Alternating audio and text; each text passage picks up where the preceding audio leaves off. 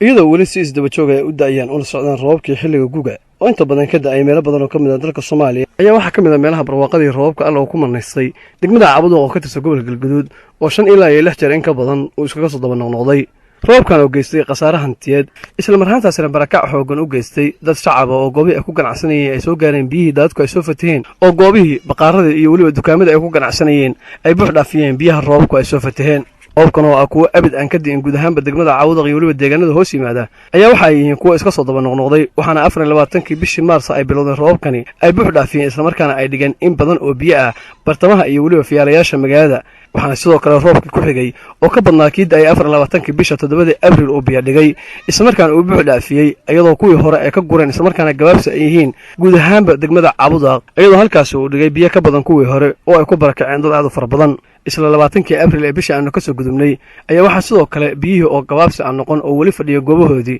waxa dib u soo laabtay isla markaana u soo labakacleeyay roob lixaad leh oo cusub dardarna wata isla markaana karar iyo gux ku soo galay waxa uu biyo dhigay isla gudaha degmada Cabud asoo buux dhaafiyay biyihii hore u yaalay ee ka daay 24kii bisha iyo waliba 7 Abriil kaasoo ugu galay goobihii ganacsiga ka soo koox xaafadihii iyo waliba gudaha degmada Cabud halkaas uu gudbay qoysas hurday isla markaana uu ku miray habeennimadii markuu halkaas uu ku hooray dad fara badan ku baraarugay biyaha iyo daadka qaaday waxaana roobkaas 24kii Abriil daay uu guryo badan iyo waliba goobo badan ka kiciyay dad deganaa xaafado iyo waliba goobo muhiim ah oo ayagu iminka aan haysan meel ay ku ciirsadaan isla 30kii Abriil ayaa mar afraad waxa roobku ay dib ugu soo labakacleeyeen isla markaana ugu da'een degmada Cabud halkaas oo biyihii hore ee u dhigan roobkii hore uu ku badiyay isla markaana ku kordhiyay daadad iyo biyo hor leh oo quusiyay dadkii hore uga barakacay isla markaana ka cararay goobahoodii ganacsiga sidoo kale xaafadahoodii 3 May ee isla bisha aanu ku guda jirno 4 ama 10kii saqdi dhexe ee habeenkii ayaa sidoo kale roob nooca loo yaqaan mirta ama miroole waxa uu markii shanaad dib uga curtay degmada Cabud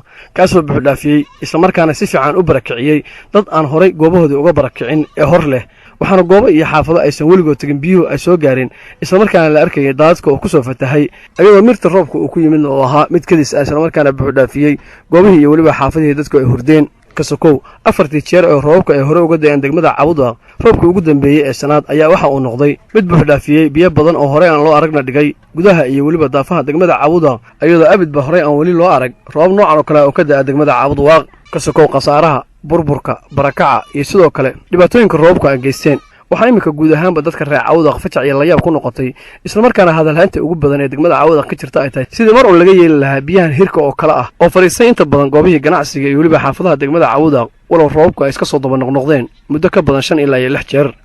Mahad Xasan Diini telefishinka caalamiga Universal Cabud